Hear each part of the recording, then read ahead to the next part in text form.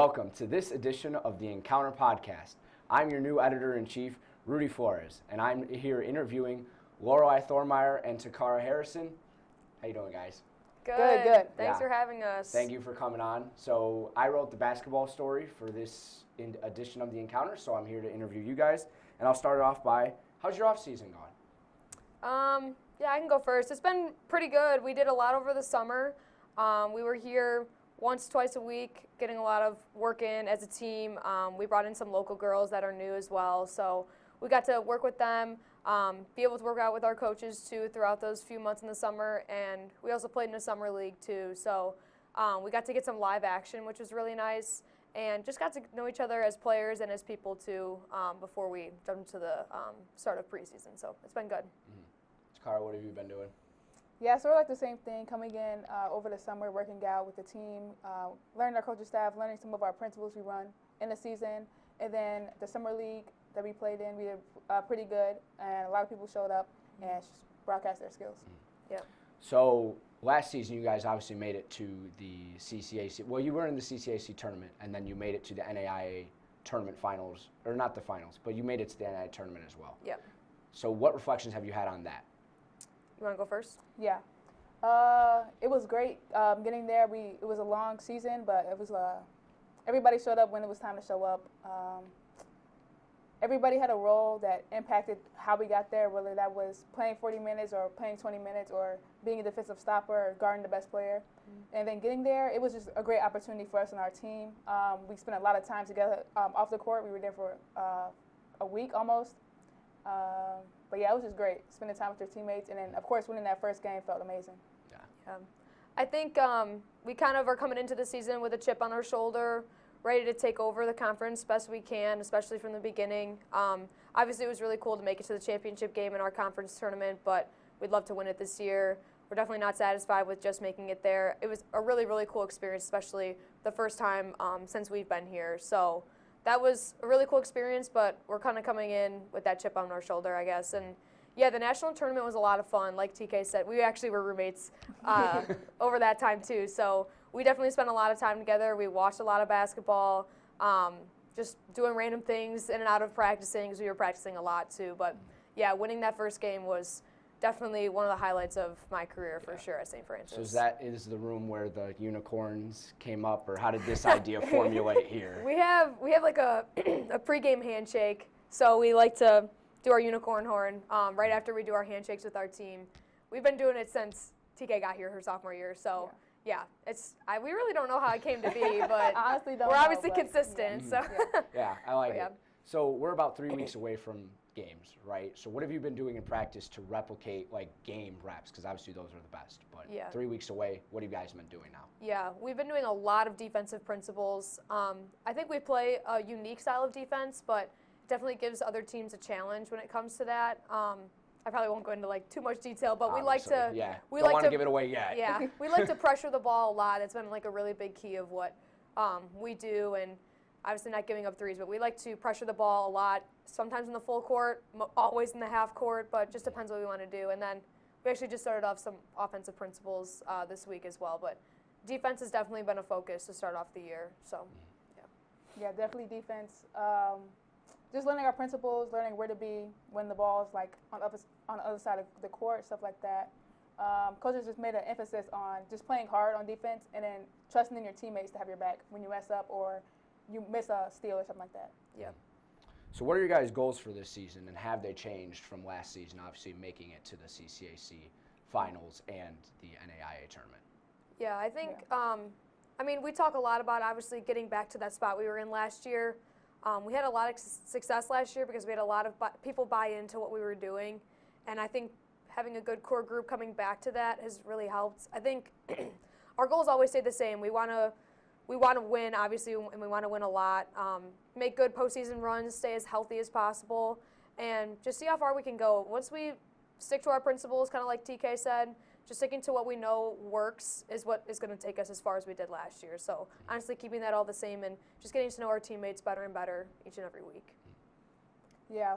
The goal for us is just take it one game at a time. Try not to get too far ahead in those February, March months, but just taking it one game at a time. So our first game is October 24th, so we're just trying to get prepared the most as we can for that game. Yeah. So I know you mentioned you have that big core group coming back, right? So how does the camaraderie that you have from last season translate into this season, right? Yeah. You can go first, Claude. Yeah, sort of like just spending time on and off the court with each other. And then another big thing is, like, we're always together. Like, whether we're eating food, just hanging out, doing homework, that kind of just helped us form a better bond we had last year going into this year.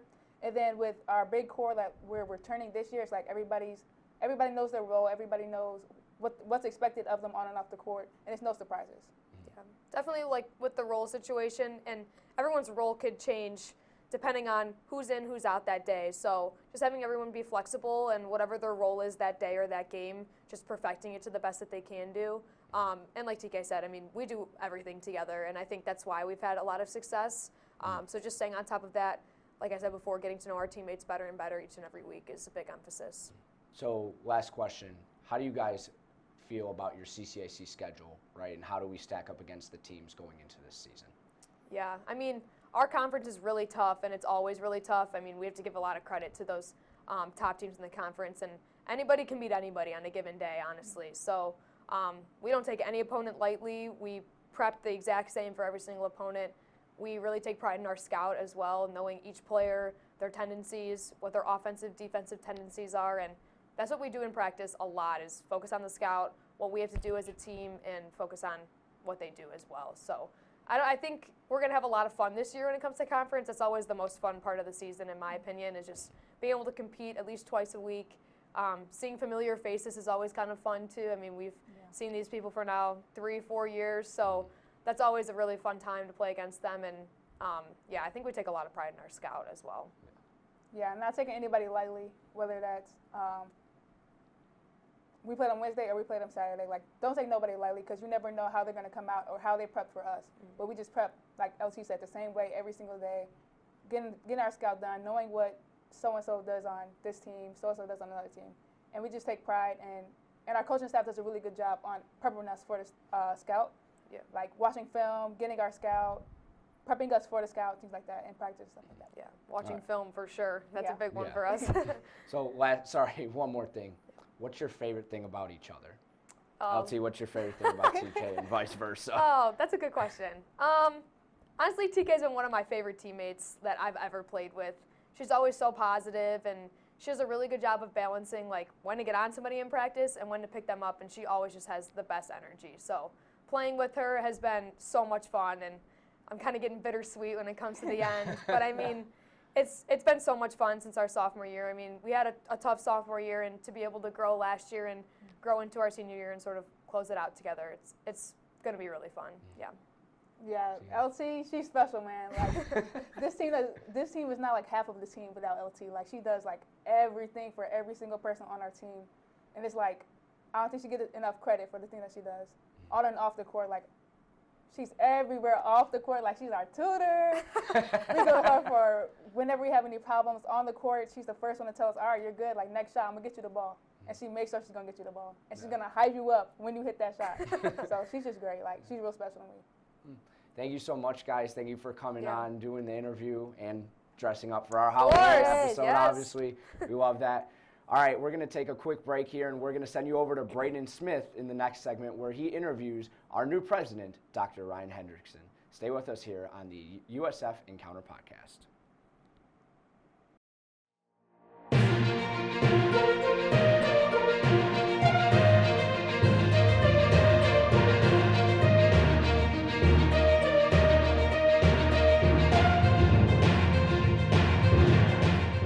Okay, so first I want to say we're delighted to be an HSI designated university.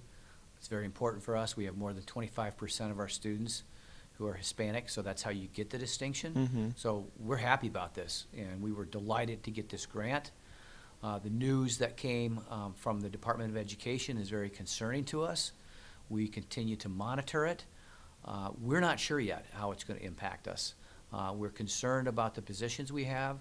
We have 5 staff positions that are fully funded through this grant, and we have about 20 students who are funded also through the work they do. There are no faculty positions that are funded by the HSI, but there are these positions. So we're concerned about it. We're monitoring it as closely as we can, but that said, there's just a lot of uncertainty about how it will impact us. And then, do you think this grant might, like losing part of this grant, will affect any future enrollment for new students coming in at all? Yeah, I don't think so. We think we do a lot of good things here to take care of our students. We want this grant. We know that the work done to support our students helps them. So we hope that this wouldn't impact us. We'll continue to be an HSI designated university, which means we're a place that's very welcoming to all students, but especially Hispanic students. And then, I don't know if you have any specifics on this, but if you had to guess what the timeline might be for when this exactly will be going into effect for our university. That's hard to tell right now about the timeline. We're in contact with the Department of Education. We're making requests to them to get more information. So it's really pretty ambiguous right now. It's a moving target. We're doing the best we can. We're engaging with the Department of Education, and we'll engage with legislators also to indicate our support for this grant and how meaningful it is. And then you'll probably be updating us via email if anything significant does change for us to... I'm going to communicate with the university campus on the status of this grant. We're doing the best we can and sharing as much information as is out there. Right now, there's just not a lot of information, but I did feel it was important to at least notify the campus that the Department of Education has made some changes with the HSI. And then if things were to kind of pan out the way you would exactly want, how do you think that would be for the I'd campus? love for the decision to be reversed. We want to keep the HSI. It's great for our campus. It's good for our employees. It's good for our students.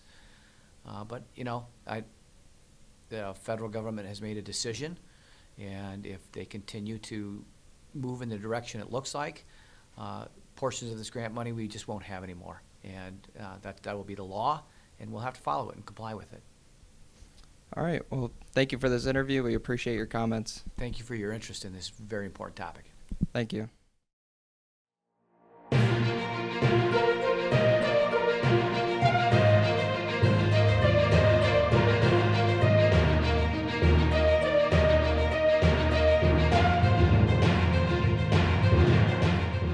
My favorite Halloween movie is Girl vs. Monster because it is just an OG Disney Channel movie, and I love it. My favorite Halloween movie is Charlie Brown the Great Pumpkin because it's an instant classic, and for every holiday you have to watch the Charlie Brown features. Okay, my favorite Halloween movie is Spookly the Square Pumpkin.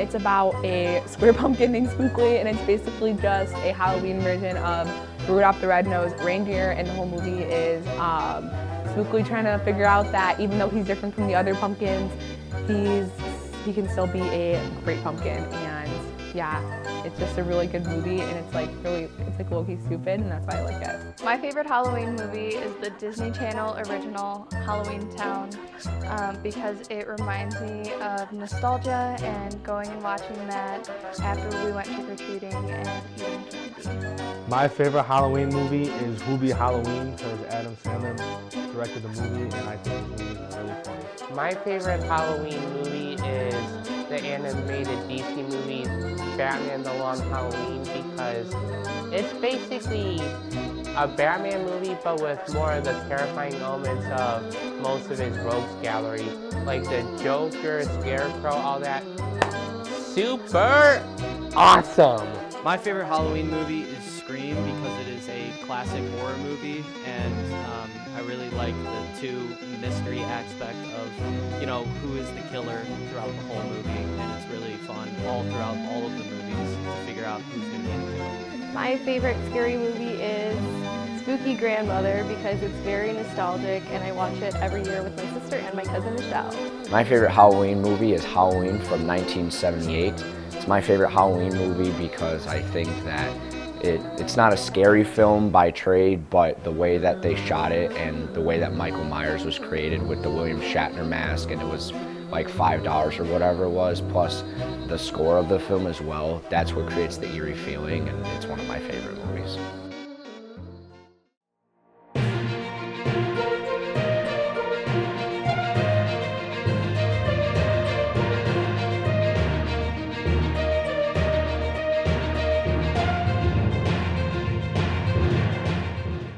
Welcome back to the Encounter Podcast. My name is Brant Singler, and I am here with Kat Norton. And so you wrote a story about spooky stories on campus for school and everything. So October is the season for spooky media. It is. Do you personally enjoy horror or ghost stories? Oh, no. I definitely believe ghosts are real, and I think that's why I don't like the movies, because they're just, I don't know. I don't want that energy in my life. If I'm watching something, I want to have fun. I don't want to be scared. I don't want to voluntarily be afraid. Mm-hmm. So you don't go out of your way to watch horror movies and stuff? No. I won't even let I don't let anyone make me watch them. I can't. No. Yeah. Mm-mm. I was the same way actually until my friends forced me to watch all the Scream movies with them. So that was fun.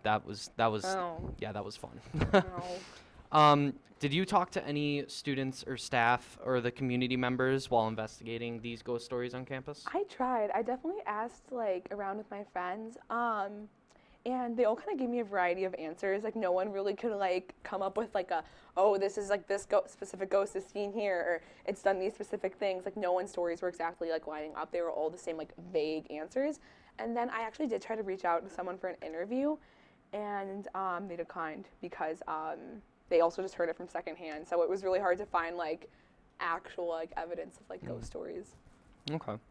And were there any claims or legends that stood out as specifically strange or believable, you think, out of the stories that you found? If we're talking specifically about the school, not really, because like I said, it was very I don't know, they were just very vague. I felt someone, I was in Mother House, I felt someone tapping on my shoulder, or I saw a nun down the hallway, things I feel could very easily just be the wind, or they're sleep deprived.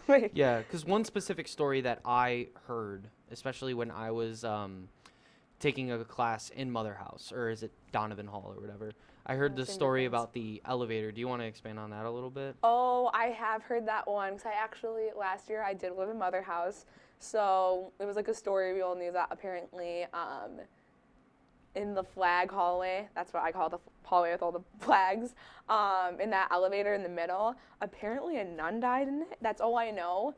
And honestly, I would believe that, because that elevator is weird. The numbers, the screen for the numbers will just flash random zeros sometimes. They'll start beeping. But honestly, that's the only thing I heard, was that the nun died. So I had nothing else really. I remember taking that elevator one time, and it was freakishly small too. Mm-hmm. Where I felt uncomfortable. Yes, yeah. So the story touches on USF's origins as an infirmary run by Franciscan nuns. Did you learn anything about that history that changed how you see the campus, you think? I guess I was surprised that it was an infirmary, because I always thought it was a school. And I knew nuns lived at it, but I didn't realize that it was used for anything else. I feel that definitely gives it a good reason why people could believe there's actual ghosts here, but yeah. Okay. And the Rialto seems to have much more substantial lore per se, with supposed spirits. So which one would you say is your favorite? The ones that you mentioned were Vivian, Colin, and the Bride. I would say the Bride, because it just sounds like she just wants to go to people's weddings, and I don't know, that's if I was a ghost and I had to die in a movie theater, I feel I would wanna be like her. I just get to go to people's weddings and just have fun and wear my wedding dress. Yeah, so I would say she's my favorite. Yeah, the Bride seems like a party animal if they want to just go to weddings. Okay, all the maybe time. I'm not a party animal, but I don't know. Just that's better than being stuck in I would pick there than versus being stuck here anytime. Yeah. Mhm. So last question, Okay. little fun question. Okay. If you had to spend one whole night at any of the quote unquote haunted places, which one would you choose? I don't know. I don't want to pick any. Like I said, I don't like ghosts at all. I guess I would say in Mother House. I feel maybe somewhere in Mother House, because I guess I did live there last year and nothing happened. Mm-hmm. And the Rialto seems like I said, the ghosts there seem more real. So I'd rather just stay away from there. Okay. Yeah. Well, thank you, Kat, for coming on this Yeah. edition of the Encounter podcast. That's all we have for this October edition of the Encounter Podcast, the spooky edition.